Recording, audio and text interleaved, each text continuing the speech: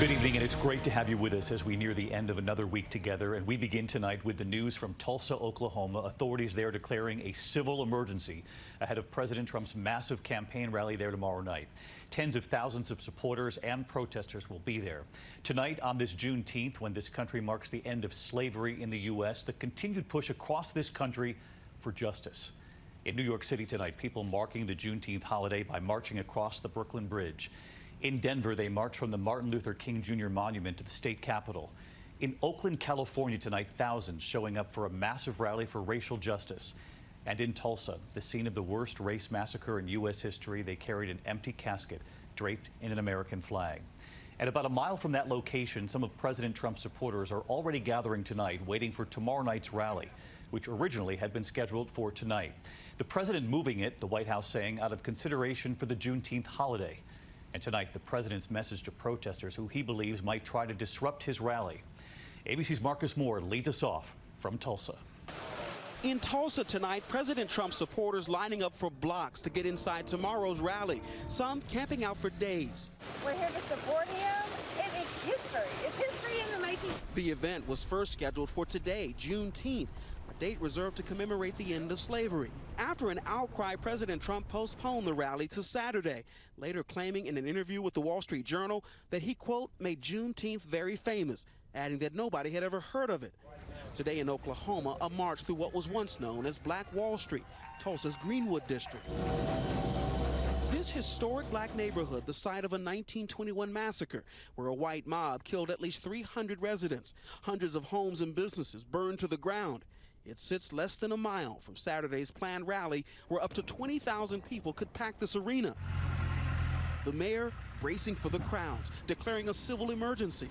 The president today issuing a warning via Twitter, writing, "Any protesters, anarchists, agitators, looters, or lowlifes, you will not be treated like you have been in New York, Seattle, or Minneapolis. It will be a much different scene." This is Trump's first rally since the pandemic began. Oklahoma hitting a record number of coronavirus cases just yesterday. Those attending the rally required to sign a waiver, agreeing not to sue if they're exposed to the virus. But most supporters we met are not deterred. I personally am not going to wear a mask. It's our option. It's our choice to wear a mask. I do trust my immune system. I mean, we're talking about tens of thousands of people inside the BOK Center. Are you worried at all about the spread of this virus? I'm concerned about it, yes. I've got to step out of my comfort zone and get here. It ain't just to support Donald Trump. The White House says there will be temperature checks, hand sanitizer, and masks at the door, but there's no requirement to wear them. Health officials are warning about the risks. We have been spiking since last week. And I'm not talking like this, I'm talking like this. So it's going straight up, and all this can do is take us this way or that way, over the top. As city leaders in Tulsa prepare for a massive rally, thousands more celebrating Juneteenth and calling for change from coast to coast, from the nation's capital to Chicago. This day, June 19th, represents freedom, it represents hope, it represents our future. In Oakland, California, hundreds rallied. At the port, work halted for hours to protest racism. In Atlanta, crowds marched to the state capitol, and crowds marching across New York's Brooklyn Bridge. And Marcus Moore back with us tonight from downtown Tulsa. And Marcus, I know the Oklahoma State Supreme Court ruling today on this rally.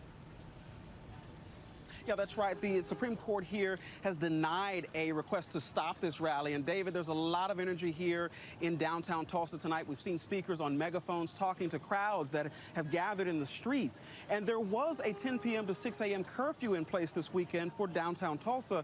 But the mayor says he has rescinded that order at the request of the Secret Service. David? All right, so many eyes on Tulsa this weekend. Marcus, thank you. And we should note that as this country marks Juneteenth, the holiday that celebrates the end of slavery in America, the new push all over this country to learn more about our country's painful history. And a little later right here, what we uncovered from the archives, the interview, some very powerful words, and a very special note tonight about what will happen right here later this evening.